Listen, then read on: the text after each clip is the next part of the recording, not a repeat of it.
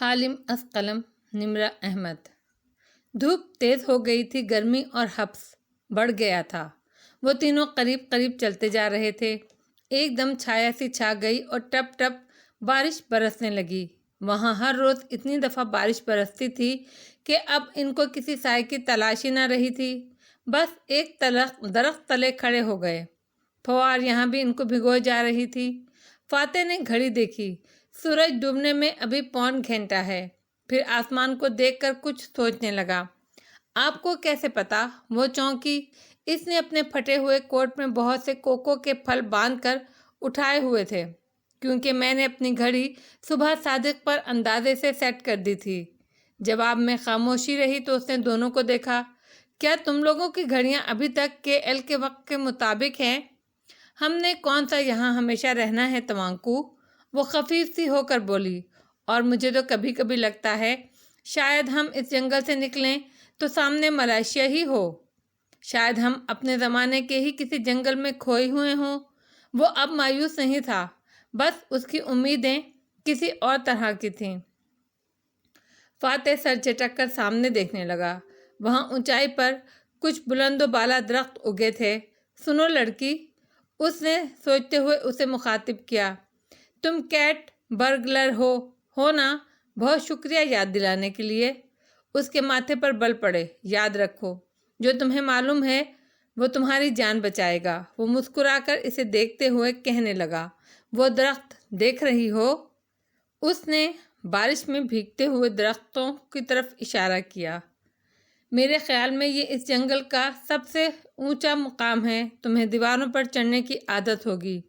بارش تھمے تو تم ان درختوں پر چڑھ کر وہ اوپر اس کی چوٹی تک جاؤ گی اور وہاں سے تمہیں دور دور تک کا سارا علاقہ دکھائی دے گا۔ اوکے، مگر مجھے کرنا کیا ہوگا؟ تمہیں دیکھنا ہوگا کہ جنگل سے نکلنے کا قریبی راستہ کون سا ہے، میدانی علاقے کس طرف ہیں، کوئی انسان آس پاس ہے یا نہیں، پھر ہم اسی سمت میں سفر کریں گے۔ اور اگر ہر طرف درخت ہی درخت ہوئے تو آپ یہ دیکھیے گا چیتالیہ کہ آس پاس کوئی جنگل ہے یا نہیں، پھر ہم جنگل کی طرف چلے جائیں گے۔ عقل مند، ہم پہلے ہی جنگل میں کھڑے ہوئے ہیں۔ یہ جنگل نہیں ہے، گو کہ ہم اس کو جنگل کہہ رہے ہیں۔ یہ رین فارسٹ ہے۔ بعض دفعہ بڑے جنگلوں کے درمیان چند میل کا علاقہ رین فارسٹ بنا ہوا ہوتا ہے۔ ایڈم رسان سے سمجھا رہا تھا۔ اگر ہم کسی جنگل میں نکل جائیں تو زیادہ اچھا ہوگا۔ وہاں پر جانور اور پرندے ہوں گے جن کا ہم شکار کر سکتے ہیں، اور پھل بھی ہوں گے، آسمان بھی نظر آئے گا۔ اچھا بس کرو، ایسے بولتے جا رہے ہو جیسے مجھے کچھ معلوم ہی نہیں ہے۔ اس نے ہوں کہہ کر ناک سکیڑی۔ تمہیں اندازہ بھی نہیں ہے میں نے کتنے کام کیے ہیں زندگی میں، اور ہاں، مجھے شکار کرنا بھی آتا ہے۔ آپ کے والد شکاری جو تھے، اور لکڑہارے بھی۔ میں پچھلی زندگی میں بھی غریب تھی اور نئی زندگی میں بھی ایک عرصہ غریب رہی۔ ہاؤ فنی۔ وہ تینوں درختوں کے ساتھ کھڑے تھے اور بارش آس پاس برسے جا رہی تھی۔ تالیہ مکمل طور پر بھیگ چکی تھی، مگر اب بارش سے فرق پڑنا ختم ہو گیا تھا۔ وہ تھمی تو دونوں آگے بڑھ گئے، مگر وہ وہیں رکی رہی، بالکل ساکت اور جامد۔ تالیہ، فاتح نے پلٹ کر پکارا تو وہ چونکی۔ کیا ہوا؟ اس نے غور سے اس لڑکی کو دیکھا۔ یوں لگتا تھا جیسے ابھی نیند سے جاگی ہے۔ میں نے دیکھا وہ میرے گاؤں کے لوگوں کو پکڑ رہے تھے۔ وہ کسی اور کیفیت میں تھی۔ وہ تیزی سے اس کے قریب آیا۔ کیا دیکھا تم نے؟ مجھے بتاؤ۔ وہ سپاہی میرے گاؤں سے بمپوروں کو چن چن کر گرفتار کر رہے تھے۔ وہ ان کو قید میں ڈال کر مار دیں گے۔ اب وہ میرے گھر آ رہے تھے۔ وہ میرے باپا کو پکڑ کر لے گئے، اسی لیے میں نے چابی اٹھائی۔ وہ چونک گئی۔ میرے باپا نے مجھے نہیں بھیجا، وہ تو قید میں ڈال دیے گئے ہیں۔ میں خود گئی تھی دروازے کے پار تاکہ مدد لے کر آؤں اور اپنے گاؤں والوں کو قید میں مرنے سے بچاؤں۔ اس نے نڈھال سے انداز میں اپنا سر تنے کی پشت سے ٹکا دیا۔ کس کی قید سے؟ کیا تم نے کچھ سنا؟ تمہارے باپا کو کس نے قید کیا ہے؟ تالیہ نے اثبات میں سر ہلایا۔ وہ حیران سی لگ رہی تھی۔ وہ بندھارا اور شہزادی کے سپاہی تھے، شہزادی تاشا کے۔ لمحے بھر کو جنگل میں سکوت چھا گیا۔ چڑیوں کی آوازیں بھی پس منظر میں چلی گئیں۔ شہزادی تاشا کے سپاہی وان فاتح رامدل بالکل ساکت ہو گیا تھا۔ تالیا نے سر ہلایا۔ وہ سب کہہ رہے تھے شہزادی ظالم ہے، اس نے سارے گاؤں کو تباہ کر کے رکھ دیا ہے۔ سوری توانکو، شہزادی تاشا اتنی حسین تو ہے جتنی وہ تاریخ کی کتابوں میں بتائی جاتی ہے۔ اس دن میں نے خواب میں اس کا مجسمہ بناتے دیکھا تھا۔ بلا شبہ وہ بہت حسین لگتی تھی، لیکن وہ نہ اتنی رحم دل ہے نہ ہی اتنی اچھی جتنا آپ اس کو سمجھتے تھے۔ اس کے چہرے کی رنگت بدلنے لگی۔ شہزادی تاشا ذمہ دار ہے میرے گاؤں اور میری تباہی کی۔ خدا کی قسم میں اسے چھوڑوں گی نہیں۔ اس نے مجھ سے میرے سارے خواب لے لیے ہیں۔ ہو سکتا ہے لوگ اس کے بارے میں یوں ہی کہہ رہے ہوں، وہ اتنی بری نہ ہو۔ وہ فوراً مدافعانہ انداز میں بولا تھا، مگر تالیہ کی آنکھوں میں کچھ سلگنے لگا تھا۔ شہزادی کی وجہ سے ہوا ہے یہ سب، وہ ذمہ دار ہے ان سب کی۔ اس نے میرے باپا کو قید میں ڈالا ہوا ہے۔ 4 دن پہلے میں اس دنیا سے گئی تھی، یہاں وقت نہیں گزرا۔ 4 دن سے میرے باپا اس کی قید میں ہیں۔ خدا کی قسم میں اس کو چھوڑوں گی نہیں۔ پھر اس نے کلائی اوپر کی اور آستین تلے چھپی گھڑی باہر نکالی۔ مجھے بتائیے یہاں کیا وقت ہوا ہے؟ مجھے وقت کے سارے حساب کتاب ابھی سے طے کرنے ہیں۔ اس کی آنکھیں سرخ پڑ رہی تھی اور آواز رند رہی تھی۔ بارش ایک دفعہ پھر سے سلطنت ملاکا کے اس جنگل پر برسنے لگی تھی۔ باب نمبر 7، تاشا پسونا۔ اس نے خواب میں دیکھا، وہ ایک چھوٹا سا کمرہ ہے، نیم تاریک۔ آتش دان میں لکڑیاں جل رہی ہیں۔ الماری کے سامنے مراد کھڑا ہے، ہاتھ میں ایک بوتل ہے، اندر پانی کی طرح کا بے رنگ مشروب ہے۔ بوتل کے پیندے میں ایک سکہ اور ڈلی بیٹھی ہے۔ وہ الماری کا پٹ کھول کر بوتل اندر رکھتا ہے، پھر مڑتا ہے تو ٹھٹک جاتا ہے۔ وہ لڑکی چوکھٹ پہ کھڑی ہے، انگلیاں مروڑتی، خوف کے باوجود خود کو سنجیدہ رکھے۔ مراد تیزی سے اس کے قریب آتا ہے، پنجوں کے بل اس کے سامنے بیٹھ کر اس کے دونوں ہاتھ تھام لیتا ہے۔ تالیہ، میں جانتا ہوں تم خوف زدہ ہو، اور نہیں تو؟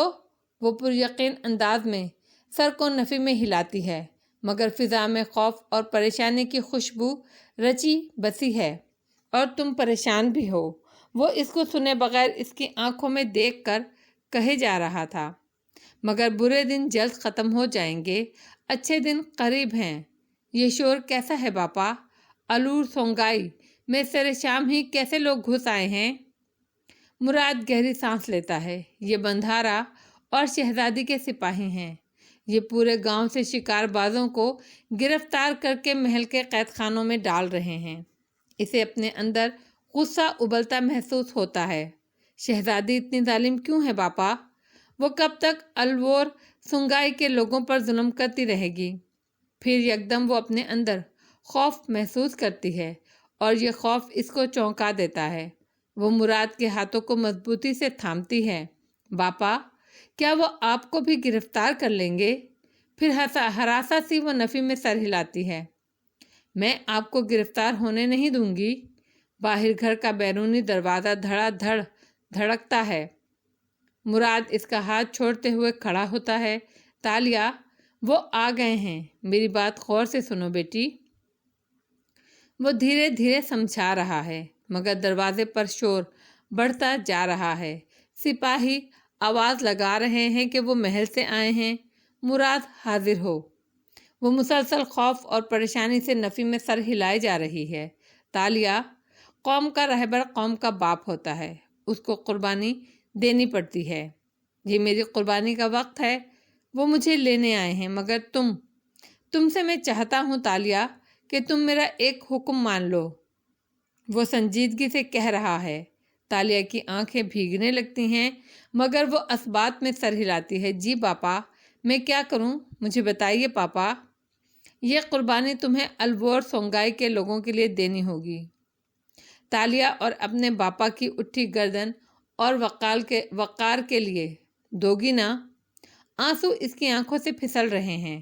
خوف اور بے یقینی کی فضا ہراسیت اور دروازے پر ہوتی زوردار دستک، اور یہیں خواب ٹوٹ گیا تھا۔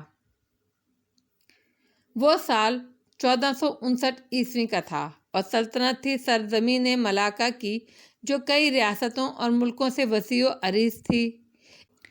اس میں کہیں وہ گھنا رین فارسٹ واقع تھا جس کے اندر برستی بارش اب تھم چکی تھی، اور کیچڑ زدہ زمین پر وہ تینوں چل رہے تھے۔ تالیہ کی پیشانی خفقی سے سکڑی ہوئی تھی۔ تیز چلتے چلتے وہ فاتح کے برابر پہنچ گئی اور پھر 2 قدم آگے نکل گئی۔ وان فاتح نے ایک گہری نظر اس کی پشت پر ڈالی۔ ضروری نہیں ہے شہزادی ویسی ہی ہو جیسی تمہارے خواب میں بتائی گئی ہے۔ تم نے اپنی آنکھوں سے اسے ظلم کرتے نہیں دیکھا، صرف اس کے ظلم کے قصے سنے ہیں۔ تالیہ نے چہرہ موڑ کر اسے دیکھا تو آنکھوں میں غصہ تھا۔ اس کے آدمیوں نے گاؤں میں فساد برپا کیا ہوا تھا۔ وہ میرے باپا کو پکڑ کر لے جانے والے تھے، اور اس وقت باپا نے مجھے ایک حکم دیا تھا، یقیناً چابی کے ذریعے دروازہ پار کرنے کا۔ اس کی آواز اونچے درختوں سے ٹکرا کر پلٹنے لگی۔ شہزادی تاشا کی وجہ سے میرا خاندان ٹوٹا اور گاؤں تباہ ہوا، اور یہ سب 4 دن پہلے ہوا ہے۔ وقت یہاں رک گیا تھا۔ 4 دن پہلے جب ہم دروازہ پار کر کے ادھر آئے تو اسی دن میرے باپا کو قید میں ڈالا گیا ہوگا۔ 4 دن سے ہم اگر ان درختوں میں بھٹک رہے ہیں تو میرے باپا قید خانے میں اذیت کاٹ رہے ہوں گے۔ کیا یہ شہزادی تاشا کے ظالم ہونے کے لیے کافی نہیں ہے؟ سر ٹھیک کہہ رہے ہیں چیتالیہ۔ ایڈم چھڑی سے زمین کو ٹٹولتا قریب آیا۔ کیا معلوم وہ سپاہی شہزادی کے نہ ہوں۔ تاریخ کی کتابوں کے مطابق بندھارا تنہا انتہائی مکار اور سازشی آدمی تھا، مگر اس کی بیٹی تاشا وہ بہت اچھی شہزادی تھی۔ تالیہ لب بھینچ کر ایڈم کو دیکھنے لگی، جو اس کے کھا جانے والے تاثرات سے بے نیاز بولے جا رہا تھا۔ البتہ فاتح بس غور سے اس کی پیشانی کی سلوٹیں دیکھ رہا تھا۔ 4 دن سے بدل نظر آتی تالیہ کے اندر اب چنگاریاں سی بھر چکی تھی۔ ٹھیک ہے، پرتگالیوں نے تاریخ کی کتابیں جلا دیں، اس لیے ہمیں سلطان مرسل شاہ یا شہزادی تاشا کا ذکر بہت کم ملتا ہے، مگر جتنا ذکر موجود ہے اس کے مطابق وہ ملاکا کی سب سے خوبصورت شہزادی تھی، اتنی سحر انگیز کہ اس کے سامنے چاند سورج شرما جائے۔ وہ قدیم کتابوں کے الفاظ یاد کر کے دہراتے ہوئے ارد گرد درختوں کو دیکھ رہا تھا۔ وہ جب محل کی بارادریوں میں چلتی تو ادب سے لوگوں کی گردنیں جھک جاتی تھیں۔ جب وہ دربار میں آتی تو وزراء، درباری اور غیر ملکی سفیر بے اختیار کھڑے ہو جاتے تھے۔ وہ بولتی تھی تو سلطان دم سادھے اس کو سنا کرتا تھا۔ وہ بہت سی زبانیں بول سکتی تھی، تیر اندازی، تلوار زنی، گھڑ سواری، نیزہ بازی، وہ سب جانتی تھی۔ وہ لکھ پڑھ بھی سکتی تھی، رقص اور دوسرے فنون لطیفہ سے واقف تھی۔ چین اور ملاکا کا کوئی ایسا کھانا نہ تھا جو شہزادی تاشا پکا نہ سکے، کوئی ایسا ٹانکا نہ تھا جس کو وہ کاڑھ نہ سکے۔ وہ حرم کی نگران تھی، بندھارا کی سب سے قابل اعتماد مشیر۔ وہ سیاست کے داؤ پیچ سے بھی واقف تھی۔ غرض کیا تھا جو راجا کی بیٹی کو کرنا نہیں آتا تھا، اسی لیے اس کو تاشا پسونا کہا جاتا تھا۔ تاشا پسونا۔ تالیہ نے سرخ پڑتے چہرے کے ساتھ ابرو اٹھائے۔ اس اندیکھی عورت کی اتنی تعریف برداشت نہیں ہو رہی تھی۔ پسونا یعنی ساحرہ، جادوگرنی۔ ہاں، اور یہ ساری باتیں تمہیں کیسے معلوم ہیں ایڈم؟ وہ پھنکاری۔ کیونکہ میں کتابیں پڑھتا ہوں چیتالیہ۔ کیوں، آپ نہیں پڑھتی؟ کوئی زیادہ ہی سادگی سے پوچھا۔ تالیہ کی رنگت اب ضبط سے سیاہ پڑنے لگی تھی، دانت کچکچا رہے تھے۔ تمہاری تاریخ کی کتابیں جھوٹی ہو سکتی ہیں، مگر میرے خواب نہیں۔ وہ ایک ظالم شہزادی ہے اور بس۔ اتنی ساری کتابیں ایک ساتھ جھوٹ نہیں بول سکتی۔ بالآخر فاتح سنجیدگی سے کہتے ہوئے آگے بڑھ گیا تو وہ تڑپ کر اس کی طرف گھومی۔ ایڈم کہہ رہا تھا تو صرف برا لگا تھا، مگر اس کا انداز مانو تو تالیہ بنت مراد کے اندر آگ لگا گیا۔ میرے خواب جھوٹ نہیں بولتے تو آنکو، میری زندگی کی تباہی کی ذمہ دار آپ کی تاشا پسونا ہی ہے۔ میں نہیں مان سکتا۔ وہ بے نیازی سے نفی میں سر ہلاتا آگے جا رہا تھا، جیسے اسے کسی بات کی پرواہ نہ ہو۔ تالیہ اور اس کے خواب غلط ہو سکتے تھے مگر اس کے ذہن میں بنا تاشا پسونا کا امیج نہیں۔ وان فاتح کو شہزادی تاشا کی طرفداری کا شوق کیوں ہے؟ ہاں، اسے دور جاتے دیکھ کر وہ بے بسی سے بولی، کیونکہ وان فاتح اس کے فین ہیں، وہی فین جو آپ فاتح کی ہیں۔ فین؟ زور دے کر بولا۔ اوہ، اس نے سر جھٹکا۔ فاتح صاحب کو احتیاط سے کسی عورت کے بارے میں بات کرنی چاہیے، آخر وہ شادی شدہ ہیں۔ کیوں؟ آپ کو جلن ہو رہی ہے کیا؟ وہ بیگ کاندھے پر ڈالتا ابرو اچکا کر بولا اور پھر بے نیازی سے آگے بڑھ گیا۔ تالیہ کی برداشت ختم ہو چکی تھی، لپک کر ایک پتھر اٹھایا اور ایڈم کی کتابوں سے بھری کھوپڑی کا نشانہ باندھا، مگر پھر ضبط کر گئی۔ میں اور جیلس ہوں، لیکن اس کو تو میں چھوڑوں گی نہیں۔ پتھر پھرے پھینک دیا اور ڈنڈے کو زمین پر رکھتی قدم اٹھانے لگی۔ ماتھے پر سلوٹیں پڑی تھیں اور اندر غصہ ہی غصہ ابل رہا تھا۔ شہزادی تاشا کے گناہوں میں ایک اور کا اضافہ ہوا۔ جنگل مزید گھنا ہوتا جا رہا تھا۔ وہ مسلسل گدری گیلی زمین پر اوپر چڑھ رہے تھے، بار بار پیر پھسلتا اور خود کو سنبھالنا پڑتا۔ ایڈم وقفے وقفے سے گردن کے پیچھے ہاتھ رکھتا، پھر سر جھٹکتا۔ شاید اسے کہیں تکلیف تھی۔ اور پڑھے کتابیں۔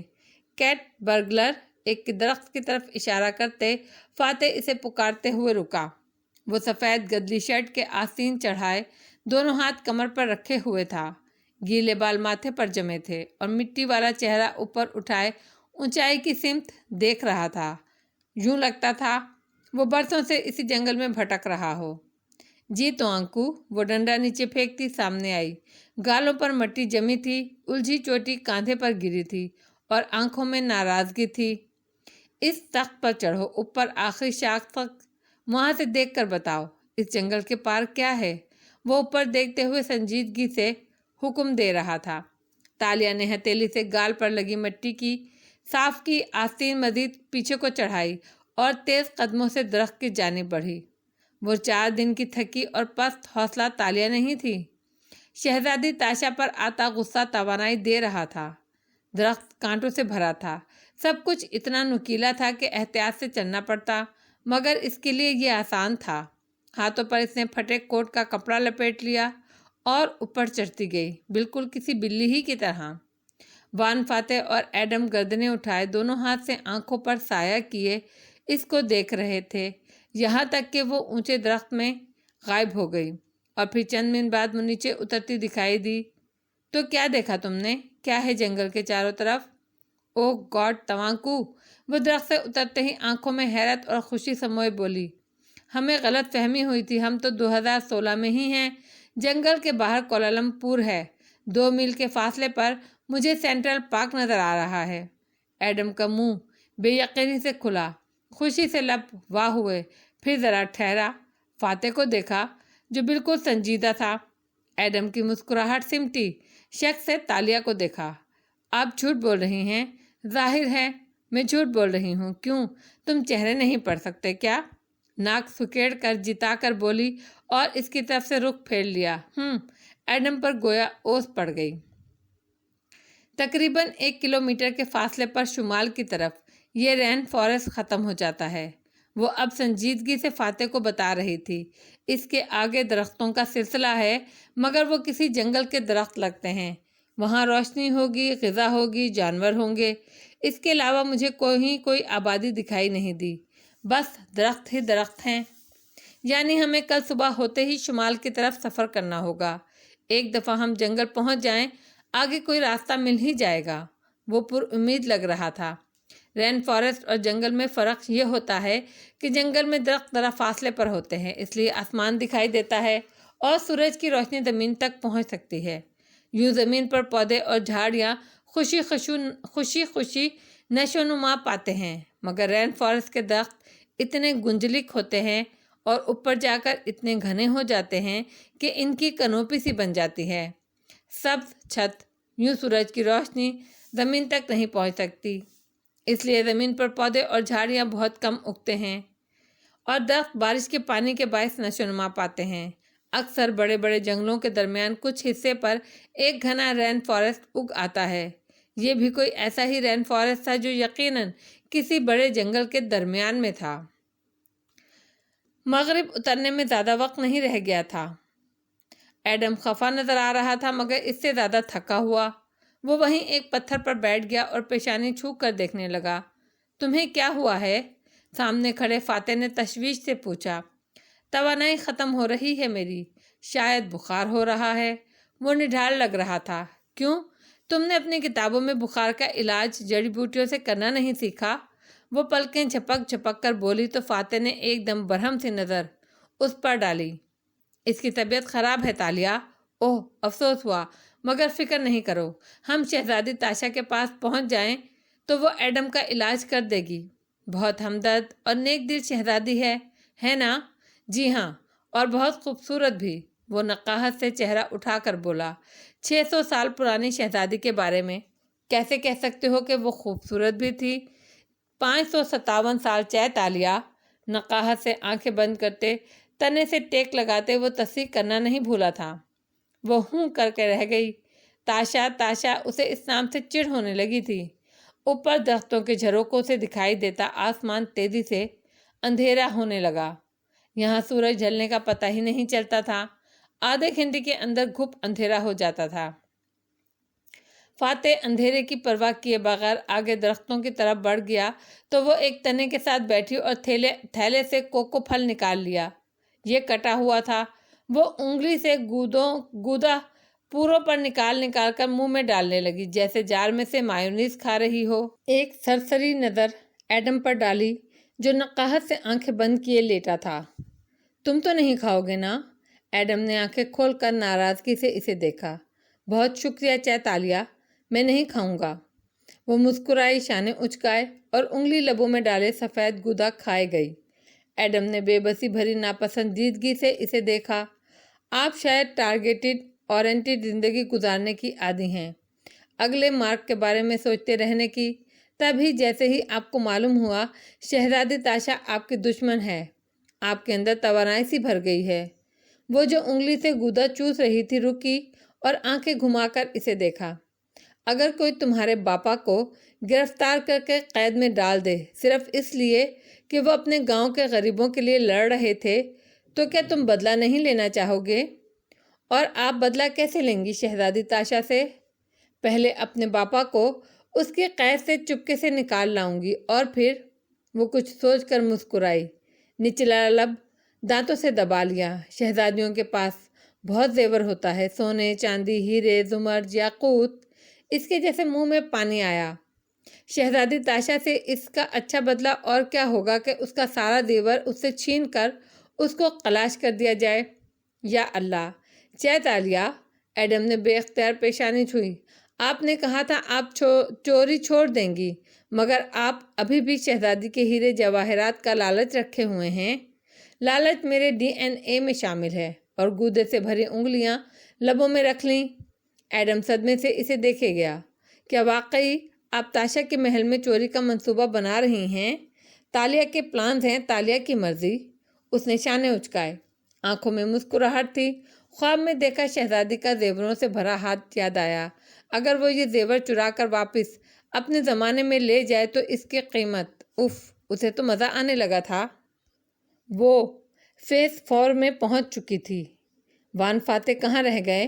ایک دم ایڈم نے پریشانی سے ادھر ادھر دیکھا۔ وہ تمہارے لیے آگ کا بندوبست کرنے گئے ہیں، مگر میں کتنی دفعہ بتا چکا ہوں سارے فارسٹ کی لکڑی گیلی ہے، نم لکڑی سے آگ نہیں جلے گی۔ ان کو معلوم، وہ کتابیں تھوڑی پڑھتے ہیں۔ ایڈم نے اس دفعہ جواب تک نہیں دیا، بس آنکھیں موند لیں۔ فاتح واپس آیا تو ایک ہاتھ میں لکڑیاں اٹھائے ہوئے تھا۔ گیلے بال ماتھے پر بکھرے تھے اور تنفس پھولا ہوا تھا۔ نیچے بیٹھ کر اس نے لکڑیاں سامنے رکھ دیں، پھر چند پتلی سوکھی ٹہنیوں کو گھونسلے کی صورت رکھا اور ایک بڑی لکڑی گیلی اٹھائی، گویا درخت کے تنے کی چھال ہو جو لمبائی میں اکھاڑ لایا تھا۔ سر، یہ گیلی ہیں، ان سے آگ کیسے جلے گی؟ فاتح نے جواب نہیں دیا۔ خنجر سے لمبی لکڑی کے سرے کو کاٹا اور اسے مٹر کے چھلکے کی طرح کاٹ کر 2 حصوں میں کھولتا گیا۔ اندر ایک پتلی لمبی لکڑی پڑی تھی۔ یہ ڈیڈ ووڈ ہے، مردہ خشک لکڑی۔ اس سے ہم آگ جلائیں گے۔ بغیر جتائے کہتے اس نے مردہ لکڑی سوکھی ٹہنیوں کے ساتھ رکھ دی۔ ایڈم کی رنگت خفت سے گلابی ہوئی۔ فوراً تالیہ کو دیکھا جو اسے ہی دیکھ رہی تھی۔ کیوں، تم نیشنل جغرافک نہیں دیکھتے کیا؟ آنکھیں جھپکا کر سادگی سے پوچھا۔ اس کا جسم پہلے درد سے ٹوٹ رہا تھا، اوپر سے چہ تالیہ کی باتیں۔ وہ سرخ پڑتے کانوں کے ساتھ رخ موڑ گیا۔ جنگل کے اس حصے میں اب خاموشی چھا گئی تھی۔ واحد آواز پرندوں کی تھی جو اس خنجر یا اس خنجر کی جسے فاتح ایک گیلی موٹی لکڑی پر رگڑ رہا تھا۔ لکڑی کا پورا بورا سا ٹہنیوں کے ڈھیر پر گرنے لگا۔ یہی صفوف آگ کو بھڑکانے کے کام آتا تھا۔ جس طرح وہ زمین پر بیٹھا تھا، گردن جھکائے لکڑی چھیل رہا تھا، اس کو دیکھ کر تالیہ کے دل میں افسوس جاگنے لگا۔ آپ نے کبھی سوچا بھی ہوگا تو آنکو کہ آپ 600 سال پیچھے چلے جائیں گے؟ 557 سال، ایڈم رخ پھیرے بغیر خفگی سے بڑبڑایا۔ میں حال کے بارے میں سوچتا ہوں تالیہ۔ کبھی آپ مجھے تاشا کہتے تھے۔ وہ مزید اداس ہوئی۔ تب مجھے تم پر بھروسہ نہیں تھا، اور اب ہے۔ وہ سر جھکائے چاقو لکڑی پر رگڑے جا رہا تھا، بار بار گیلے بال انگلیوں سے پیچھے کرتا، لیکن وہ پھر سے ماتھے پر آن گرتے۔ آپ کا چیئرمین کا الیکشن سر پر تھا۔ 4 دن سے آپ غائب ہیں۔ سارا ملک آپ کو ڈھونڈ رہا ہوگا، اور اشر اب چیئرمین بن جائے گا۔ اندھیرے کے ساتھ اس پر پھر سے قنوطیت طاری ہونے لگی تھی۔ جب ہم واپس جائیں گے تو میں راستہ نکال لوں گا۔ وان فاتح کے پاس ہمیشہ پلان ہوتا ہے۔ 1 منٹ، ایڈم نے رخ موڑا۔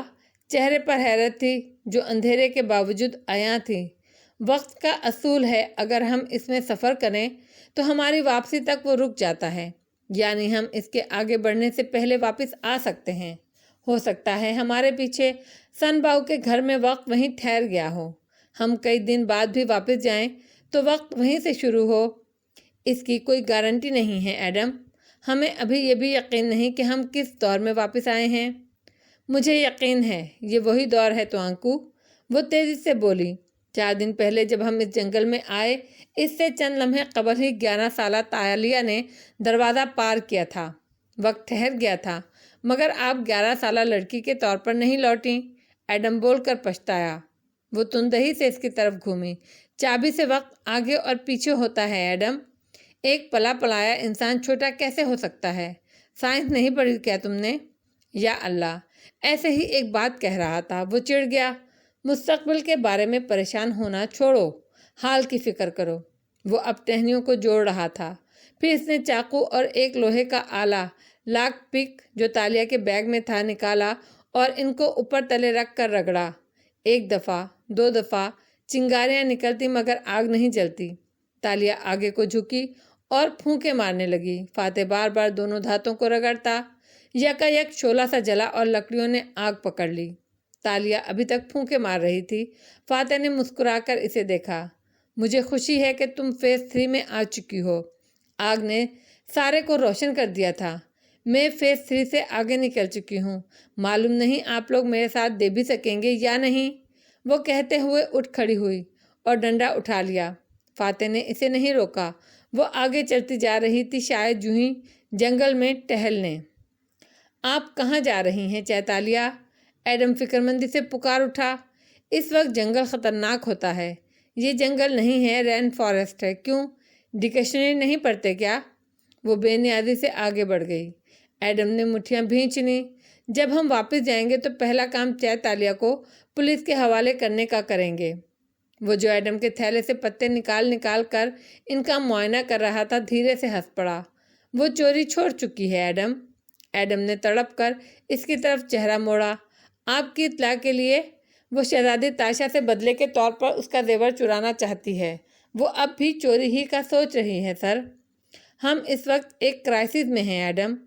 آگ کے دوسری جانب وہ اکڑوں بیٹھا، گھٹنوں کے بل بازو لپیٹے سنجیدگی سے اسے دیکھتے ہوئے بولا۔ زندگی کے کچھ کرائسس جنگل کی مانند ہوتے ہیں، اور جنگل میں صرف ایک سمت میں چلا جاتا ہے، ورنہ بھول بھلائیاں مار ڈالتی ہیں۔ تالیہ ان سے دور ڈنڈا زمین پر مارتی چلتی جا رہی تھی۔ مسکراہٹ غائب تھی، وہ اداس لگتی تھی۔ ہر انسان کرائسس میں مختلف طریقے سے رد عمل دیتا ہے۔ بعض دفعہ اپنے برے وقت کو کاٹنے کے لیے اسے لالچ کا سہارا لینا پڑتا ہے۔ وہ ایک درخت تلے جا ٹھہری اور گردن اٹھا کر اوپر دیکھنے لگی۔ انسان کو ایک فینٹیسی چاہیے ہوتی ہے، کچھ ایسا جس کی تکمیل اس کو متحرک رکھے۔ دنیا والوں کے نزدیک وہ فینٹیسی، وہ ناممکن خواب بری چیز ہو سکتا ہے، لیکن جو انسان اس جنگل میں گھرا ہوتا ہے اس کے لیے واحد روشنی وہی فینٹیسی ہوتی ہے۔ اب وہ درخت کے تنے سے سر ٹکائے کھڑی اوپر دیکھ رہی تھی، آنکھیں اداس تھیں، ہاتھ دل پر رکھا تھا۔ تو اگر کبھی انسان صرف چلتے رہنے کی غرض سے کسی اچھوتی چیز کی خواہش دل میں زندہ رکھے، کوئی خواب، کوئی فینٹیسی جس کا انتظار، جس کے ملنے کی تمنا اسے امید دلائے اور اس کے قدم مثبت سمت اٹھتے رہیں، تو اٹس اوکے، کبھی کبھی خود کو تھوڑی رعایت دے دینی چاہیے۔ تالیہ نے آنکھیں موند لیں اور دھیرے سروں میں کوئی گیت سا گنگنانے لگی۔ اور کرائسس سے نکل آنے کے بعد وہ عجیب خواہشیں خود ہی ختم ہو جاتی ہیں، اس لیے عجیب خواہشوں اور خوابوں پر کبھی نادم نہیں ہونا چاہیے۔ ہم انسان ہیں اور یہ ہماری ضرورت ہے، اس لیے خود کو رعایت دے دیا کرو۔ اب وہ آنکھیں کھولے اوپر درختوں کے سروں کو دیکھتی گنگنا رہی تھی، ہاتھ ابھی تک دل پر تھا۔ رہی تالیہ، تو اگر اسے لگتا ہے کہ بہت سے زیور اسے خوشی دے سکتے ہیں تو اسے اس خیال میں جینے دو۔ اگر یہ خیال اسے جنگل سے باہر لانے میں کامیاب ہو جاتا ہے تو اٹس اوکے، مگر وہ مجھے اتنی باتیں سنا رہی ہیں الاؤ کے پار نیم دراز۔ ایڈم خفا ہوا، وہ صرف تمہیں تنگ کر رہی ہے۔ مگر کیوں؟ کیا اس کے پاس کرنے کو کچھ اور ہے؟ الاؤ کے پار بیٹھے فاتح نے ابرو اٹھا کر پوچھا تو وہ چپ ہو گیا۔ ڈنڈے کی آواز آنے لگی تھی، وہ اب واپس آ رہی تھی۔ ایڈم خاموش ہو گیا، سارا جنگل خاموش ہو گیا۔ اب ایک اور رات بہت سے شور اور بہت سی خاموشی میں کٹنی تھی۔ صبح ہوئی تو سورج یوں نکلا گویا کبھی ڈوبا ہی نہیں تھا۔ گرمی بڑھ گئی تھی اور ایڈم کی حالت مزید خراب ہو رہی تھی۔ وہ کبھی پیٹ پر ہاتھ رکھتا، کبھی گردن پر، مگر چلتے رہنا بھی مجبوری تھا۔ وہ تینوں آگے پیچھے گدلی زمین پر چلتے جا رہے تھے۔ ایڈم بار بار پیچھے رہ جاتا تو فاتح کو رکنا پڑتا۔ کیا تم کوئی دوا، کوئی بوٹی جانتے ہو جو تمہاری تکلیف رفع کر سکے؟ فاتح اس کے لیے فکر مند تھا۔ میں خود نہیں جانتا سر، مجھے ہو کیا رہا ہے۔ نہیں جانتے تو جلدی چلو پھر، ہمیں دن کی روشنی میں اس رین فارسٹ سے نکلنا ہے۔ وہ ڈپٹ کر کہتی آگے بڑھ گئی تو ایڈم نے جہاں دکھ سے اسے دیکھا وہیں فاتح کا دماغ کھول اٹھا۔ وہ بیمار ہے تالیہ، آواز میں غصہ اور گرج تھی۔ وہ رکی اور گردن موڑ کر بے نیازی سے ان دونوں کو دیکھا۔ ایڈم بیمار نہیں ہے، اب جلدی چلیں، اور سر جھٹک کر آگے بڑھ گئی۔ فاتح ضبط کر گیا، پھر ایڈم کے کاندھے کو تھپکا۔ ہمت کرو۔ ایڈم نے اثبات میں سر ہلایا اور قدم اٹھانے لگا۔ تقریباً 2.5 گھنٹے گزرے تھے جب چلتے چلتے ایک دم ڈھیر ساری روشنی نظر آئی۔ سب سے آگے چلتی تالیہ ٹھہر گئی، آنکھیں پھٹی کی پھٹی رہ گئیں۔ وہ تیزی سے اس طرف دوڑی۔ درخت ختم ہو گئے تھے، باہر گھاس تھی، سبز چھت کی حدود بھی ختم ہو گئی تھی، جیسے کوئی طلسم سا ٹوٹا تھا، قید ختم ہوئی تھی۔ اس نے بے یقینی سے سر اٹھایا۔ اوپر کھلا آسمان تھا، صاف سنہری آسمان جہاں سورج چمک رہا تھا۔ وہ دونوں بازو پھیلائے بے یقینی سے ایڑیوں پر گھومی، گول گول۔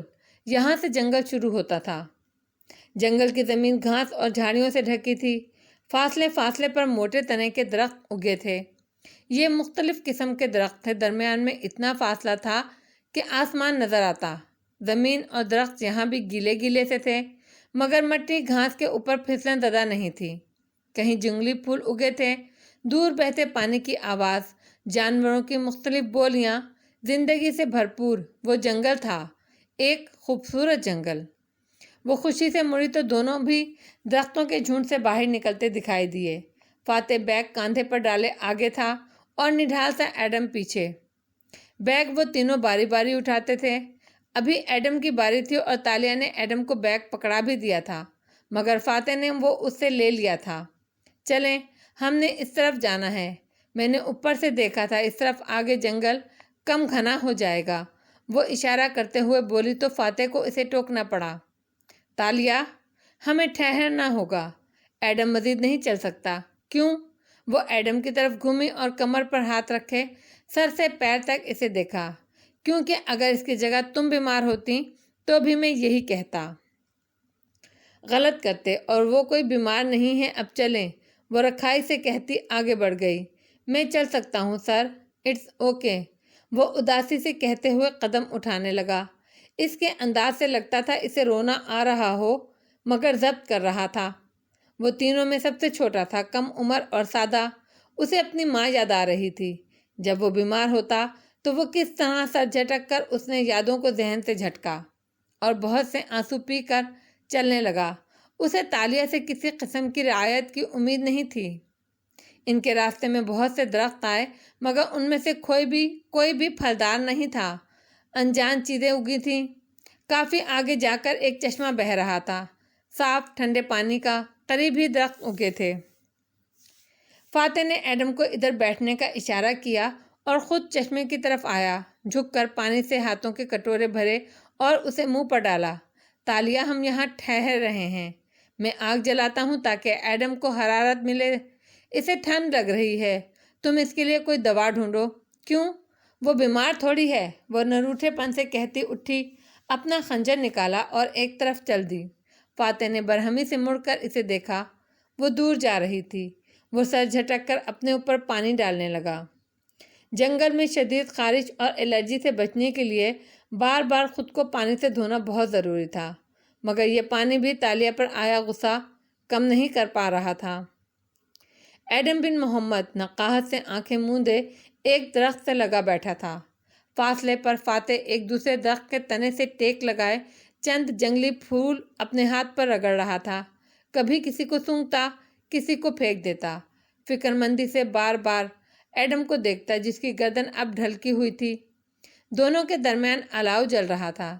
یکایک بارش کی بوندیں ٹپ ٹپ برسنے لگیں۔ اس نے بوٹیوں کا تھیلا پرے ڈال دیا اور خود بے بسی سے ٹیک لگا لی۔ بارش نے چند لمحوں میں ہی الاؤ بجھا ڈالا۔ تب ہی قریب آتے قدموں کی آواز سنائی دی۔ اس نے گردن نہیں موڑی، جانتا تھا وہ تالیہ ہی ہے، بس سامنے دیکھتا رہا۔ پیچھے کہیں سے تالیہ کے آنے کی آواز آ رہی تھی۔ وہ کچھ گھسیٹ کر لا رہی تھی۔ کن اکھیوں سے نظر آ رہا تھا کہ تالیہ ہرن کے ایک بچے کو گھسیٹ کر لا رہی تھی۔ وہ زندہ تھا، شاید تڑپ رہا تھا، گردن میں خنجر گھونپا ہوا تھا، خون بہے جا رہا تھا مگر وہ اسے قابو کیے ہوئے تھی۔ بدقت کھینچتی وہ اسے فاتح کے سامنے لائی اور اس کی گردن پر اپنا کیچڑ آلود پیر رکھ کر بیٹھی اور چاقو اس کی گردن سے نکالا۔ بھل بھل خون بہنے لگا۔ فاتح خاموشی سے اسے دیکھے گیا۔ اس کے منہ پر مٹی لگی تھی اور الجھے سنہری بال گرد آلود تھے، چہرے پر زخم کے نشان بھی تھے اور چپتی ہوئی نظریں فاتح پر جمی تھیں۔ ہرن اس کی گرفت میں کسمسا رہا تھا اور پھڑپھڑا رہا تھا مگر تالیہ نے اپنا پاؤں اس کی گردن پر جمائے رکھا۔ آپ نے مجھ سے پوچھا تھا، یاد ہے؟ وہ نظریں اس پر جمائے کیچڑ پر رکھا چاقو اٹھاتے ہوئے مصنوعی سا غرائی کہ تاشا تمہارے ٹیلنٹ کیا ہیں؟ تمہاری زندگی میں کامیابیاں کیا ہیں؟ تمہیں کیا آتا ہے؟ وہ ایک ایک لفظ چبا چبا کر ادا کر رہی تھی۔ چاقو اب ہرن کی گردن سے لگا رکھا تھا۔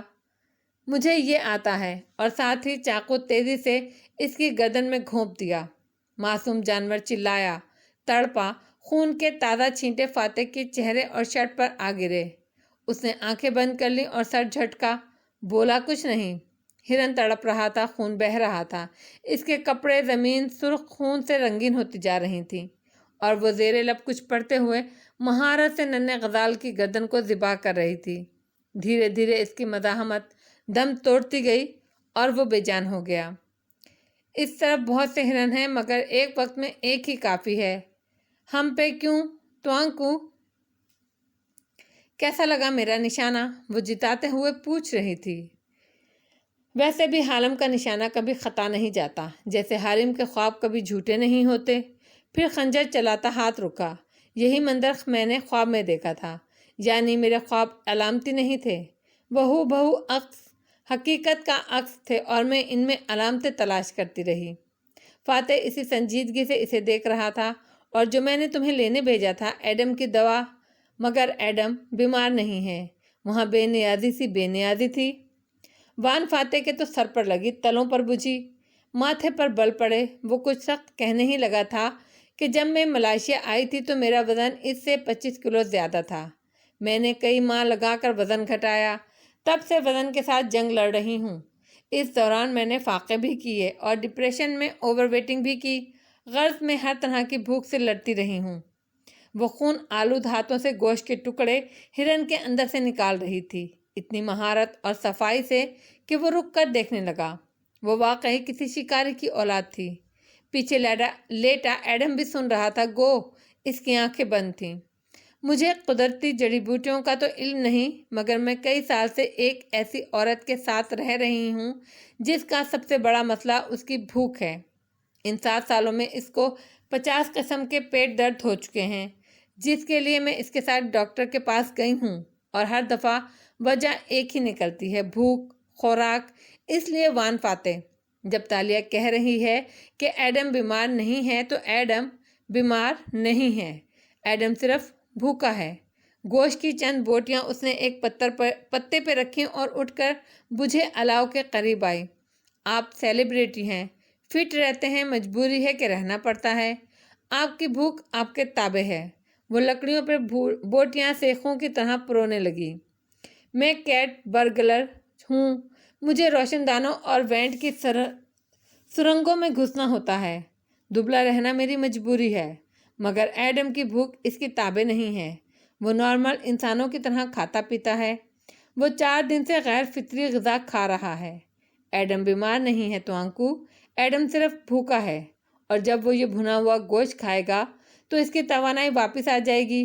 لیکن یہ بات پتہ نہیں کیوں ایڈم کو خود سمجھ نہیں آئی۔ کیوں ایڈم؟ وہ معصومیت سے اس کی طرف گھومی۔ تم نے کبھی متوازن غذا کے اوپر لکھی کوئی کتاب نہیں پڑھی؟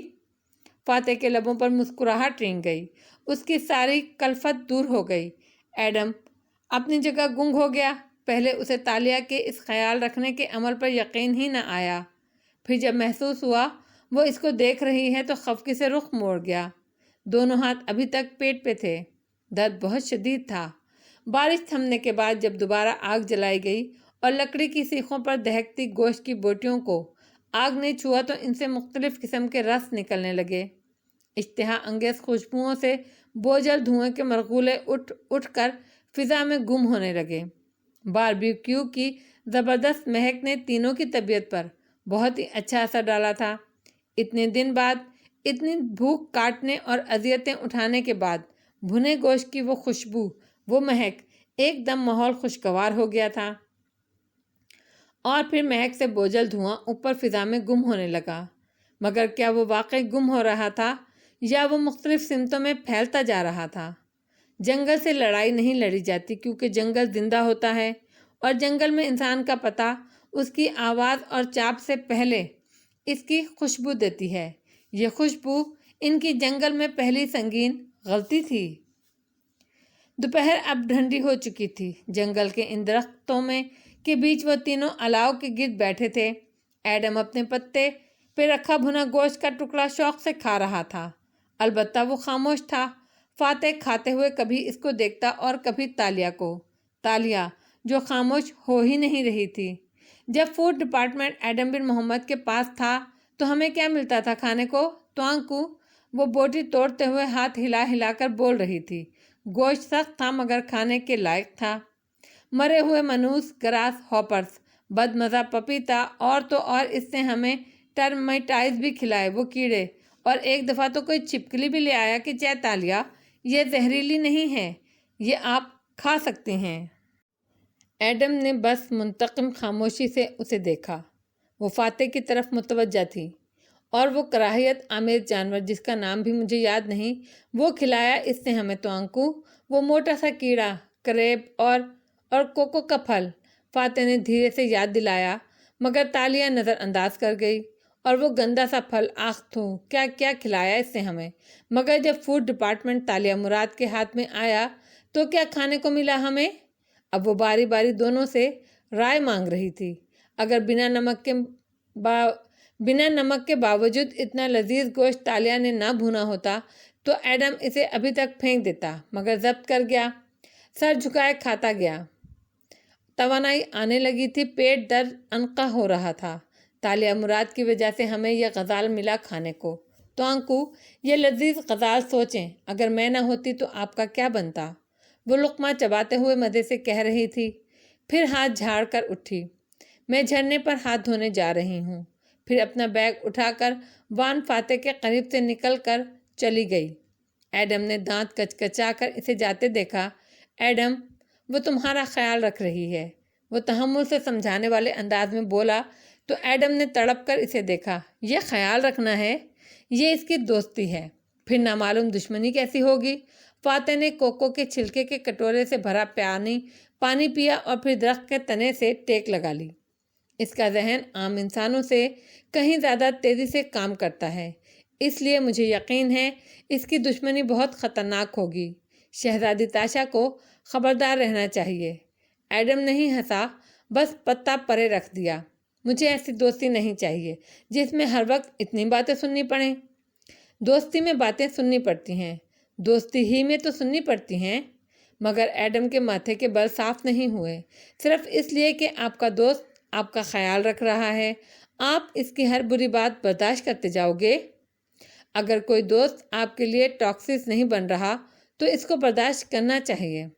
وہ دونوں کھلے جنگل کی گھاس پر بیٹھے تھے۔ فاصلے فاصلے پر درخت اگے تھے۔ بارش کے بعد اب ہر سو ٹھنڈی چھایا تھی۔ کیا فرق پڑتا ہے کہ دوستی کیا ہے؟ میں فلسفوں میں نہیں الجھتا، زیادہ فکر اس بات کی کرتا ہوں کہ دوستی بچائی کیسے جاتی ہے۔ دونوں کے درمیان جلتا الاؤ اب ٹھنڈا پڑ رہا تھا۔ سرخ انگارے سلگتے دکھائی دے رہے تھے۔ کیا دوستی کو بھی بچانے کی ضرورت ہوتی ہے؟ اس سوال پر فاتح کے ابرو تعجب سے اکٹھے ہوئے۔ زندگی میں ہموار زمین کی طرح ہوتی کوئی چیز ہے کیا؟ ایڈم، رشتے، کیریئر، شوق، ہر چیز یا تو اوپر جاتی ہے یا نیچے۔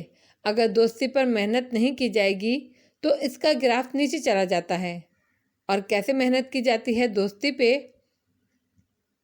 دیکھو، کوئی آپ کو اسے زبردستی نبھانے پر مجبور نہیں کر سکتا۔ وہ بولتے ہوئے تھوڑی کو ناخن سے رگڑ رہا تھا۔ نظریں دور اس سمت لگی تھیں جہاں تالیہ گئی تھی۔ یہ خون کے تعلق سے بے نیاز ہوتی ہے، صرف دل سے کی جاتی ہے۔ اور وہی لوگ اپنے دوست کے دل سے نہیں اترتے جن میں دو چیزیں ہوتی ہیں جو اللہ تعالیٰ نے قرآن میں بیان فرمائی ہیں، بہت سا صبر اور خوش نصیبی۔ ان دو چیزوں کی مدد سے ایک دوست دوسرے کے دل میں آئی عداوت کو اچھی باتوں سے دور کر سکتا ہے۔ یہ صبر انسان کو خود پیدا کرنا ہوتا ہے اور بخت اسے اللہ تعالیٰ عطا کرتا ہے۔ بخت؟ اس نے اچنبے سے دہرایا۔ کیا اچھا دوست نصیب سے ملتا ہے؟ بالکل، لیکن آج کل کے بچے تو اپنے دوستوں کی تنقید تک نہیں سہ سکتے۔ ایسے نازک لوگوں کو بخت نہیں لگا کرتے ایڈم۔ اس کے لیے برداشت دوستوں کی بری بھلی باتوں پر منفی رد عمل دینے سے خود کو روکنا ہوتا ہے۔ جو تحمل سے اپنے دوستوں کی خطاؤں کو معاف کرتا ہے اسے ہی اللہ بخت لگاتا ہے، اور یہ خوش بختی اس کو مزید اچھی دوستیاں عطا کرتی ہے۔ یعنی کسی عام دوست کو برداشت کرنے پہ اللہ یا تو اس کو خاص بنا دے گا یا آپ کو کوئی اور خاص دوست عطا کرے گا۔ میں نے تو ایسے ہی ہوتے دیکھا ہے۔ لوگوں کی فطرت سمجھ کر ان کو ڈیل کرو گے تو دل زیادہ نہیں دکھے گا۔ مجھے دیکھو، ہزاروں کارکنوں سے سب کی عادات اور طبیعت کے مطابق ہر روز ڈیل کرتا ہوں۔ اور وہ ٹھہرا، کرتا تھا۔ الفاظ تھے کیا؟ سارے جنگل میں ایک اداس سی خاموشی چھا گئی، کربناک سا سکوت۔ دونوں کے پاس کہنے کو کچھ نہیں رہا تھا۔ اس سے دور ایک طرف تالیہ چلتی جا رہی تھی، پھر ایک جگہ درختوں کی اوٹ میں وہ ٹھہری اور احتیاط سے پیچھے دیکھا۔ آنکھوں میں شرارت تھی۔ سد شکر کہ فاتح یا ایڈم میں سے کوئی اس کا تعاقب نہیں کر رہا تھا۔ گڈ۔ اس نے جیب میں ہاتھ ڈالا اور ایک بٹوا نکالا۔ وان فاتح کا بٹوا جو ابھی اس کے قریب سے گزرتے ہوئے تالیہ نے اچک لیا تھا۔ اس کے ہاتھوں کی صفائی کمال تھی۔ میں بھی تو دیکھوں ہر رات سونے سے پہلے اپنے بٹوے سے کیا نکال کر دیکھتے ہیں فاتح صاحب۔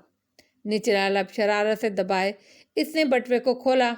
اندر رقم تھی جو کافی کم تھی۔ Credit card, ID card, Ariana کی تصویر، اور تصویر کے پیچھے کچھ پھولا ہوا۔ اس نے 2 انگلیاں خانے میں گھسا کر وہ شے نکالی جو تصویر کے پیچھے چھپی تھی۔ پلاسٹک کا ننھا سا زپ لاک بیگ، بالکل آدھی انگلی کے جتنا، ایئر ٹائٹ۔ تالیہ اچنبے سے اس کو آنکھوں کے سامنے اوپر لائی۔ شفاف پلاسٹک کے اندر پاپ کارن کے چند ٹوٹے پھوٹے ٹکڑے تھے۔ اس کے ابرو حیرت سے اکٹھے ہوئے۔ وان فاتح جیسا بڑی عمر کا پریکٹیکل آدمی، سیاست دان، پورے ملک کی حکمرانی کے قریب ہونے والا شخص، وہ پلاسٹک بیگ میں یہ پاپ کارن کے ٹکڑے کیوں رکھے گا؟ ٹکڑے پرانے لگتے تھے، بہت پرانے۔ یہ غلطی سے اندر نہیں آن گرے تھے، بالخصوص محفوظ کیے گئے تھے۔ وہ سوچ میں گم بٹوا جیب میں ڈالتی مڑی تھی کہ نظروں کے سامنے جھماکا سا ہوا۔ کیا خواب دیکھا تھا اس نے؟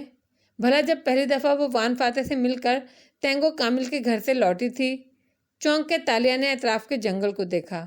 یہی درخت ہے، وہ یہی گدلی زمین۔ وہ ایڈم اور فاتح سے دور آئی تھی اور اس کی گردن میں پھندا آن پڑا تھا۔ ایسا ہی کچھ ہوا تھا اس کے خواب میں۔ پہلی دفعہ اسے احساس ہوا کہ وہ جنگل میں اکیلے نہیں تھے۔ وہ تیزی سے واپس بھاگی، دل زور سے دھڑک رہا تھا، سانس پھولنے لگا تھا۔ پیچھے جنگل کے اس حصے میں ویسا ہی سکون تھا۔ فاتح درخت سے ٹیک لگائے آنکھیں موندے ہوئے تھا اور ایڈم سستی سے سر تلے بازوؤں کا تکیہ بنائے گھاس پر لیٹا تھا۔ جب ان دونوں نے قریب آتے قدموں کی آواز سنی، کیا معلوم چائے تالیہ اس دفعہ کوئی شیر شکار کر کے لائی ہو۔ ایڈم جل کر بولا تھا۔ فاتح ہلکا سا ہنس دیا اور آنکھیں کھول کر گردن گھمائی۔ درختوں کے پار سے قدم نزدیک آتے سنائی دے رہے تھے۔ ٹہنیاں ہٹاتے، ہاتھ پیچھے سے لپکتے سراپے 2 سے زیادہ قدم، مردانہ قدم۔ فاتح کی مسکراہٹ غائب ہوئی، خطرے کی گھنٹی بجی۔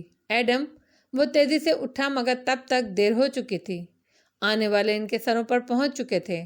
وہ 3 آدمی تھے، لمبے بال، سانولی رنگت، ماتھے پر پٹی اور پاجامے کے اوپر بنا آستین کے قمیض پہنے، ایک سے حلیے اور ایک ہاتھ میں خمدار چمکتی تلواریں۔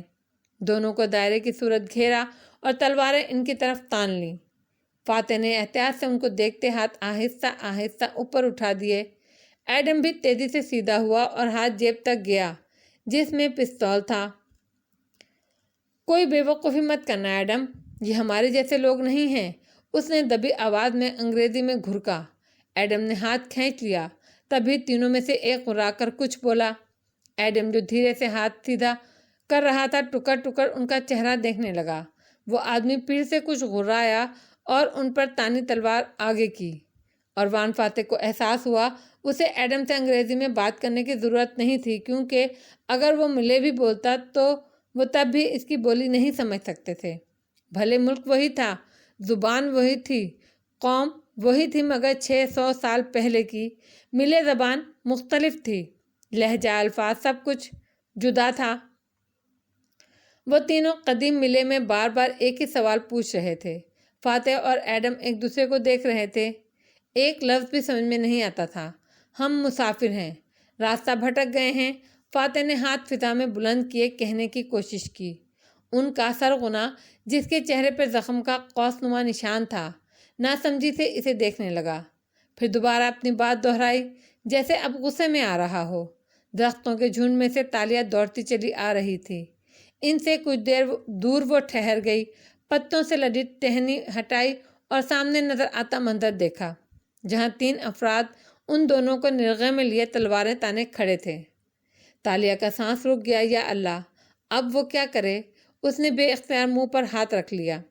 سرغنہ اب چلا کر اپنی بات دہرا رہا تھا۔ تم کون ہو اور اس جنگل میں کیا کر رہے ہو؟ کیا تم اپنے مالک سے بھاگے ہوئے ہو؟ جواب دو۔ فاتح نے بے بسی سے ایڈم کو دیکھ کر کندھے اچکائے، جیسے سمجھ نہیں پا رہا ہو کہ وہ آدمی کیا پوچھ رہا ہے۔ درخت کی اوٹ سے دیکھتی تالیہ کے ابرو اکٹھے ہوئے۔ وہ اس زبان سے واقف تھی، وہ لہجہ، وہ الفاظ، یہی اس کے باپا بولتے تھے ان خوابوں میں۔ وہ ان کو بنا کسی وقت کے دقت کے سمجھ سکتی تھی۔ تو یہ تھا وہ عجیب پن جو ان خوابوں میں تھا، صرف زمانہ نہیں، وہ زبان کا فرق تھا جو بتاتا تھا کہ کچھ غلط ہے۔ وہ تینوں اب آپس میں کچھ کہہ رہے تھے، یہاں تک آواز نہیں آ رہی تھی۔ فاتح نے دفعتاً دھیرے سے ہاتھ گراتے ہوئے مسالتی انداز میں بات کرنے کی کوشش کی۔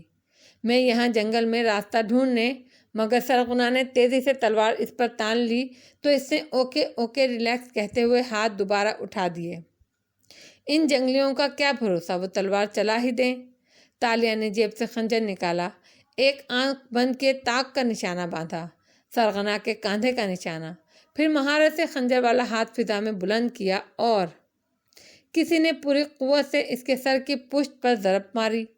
اس کا ہاتھ فضا میں ہی رہ گیا۔ خنجر پھسل کے نیچے جا گرا اور اسے اپنا وجود کسی کٹی ٹہنی کی طرح زمین پر گرتا ہوا محسوس ہوا۔ اندھیرا، گھپ اندھیرا۔ وہ آنکھیں کھولنے کی کوشش کر رہی تھی مگر درد کی شدت سے وہ کھول کے نہیں دے رہی تھیں۔ سر کسی لکڑی سے ٹکا رکھا تھا اور جسم ہوا میں جھول رہا تھا، گویا وہ کسی چلتی چیز پر سوار ہو اور سواری تیزی سے راستے پر آگے بڑھ رہی ہو۔ اس کا جسم ساتھ ساتھ ہل رہا ہو۔ ہلکے ہلکے جھٹکے۔ اس نے پلکیں بدقت کھولیں۔ ذرا سی جھرری سے روشنی ہوئی تو وہ بوجھ سے واپس گر گئیں۔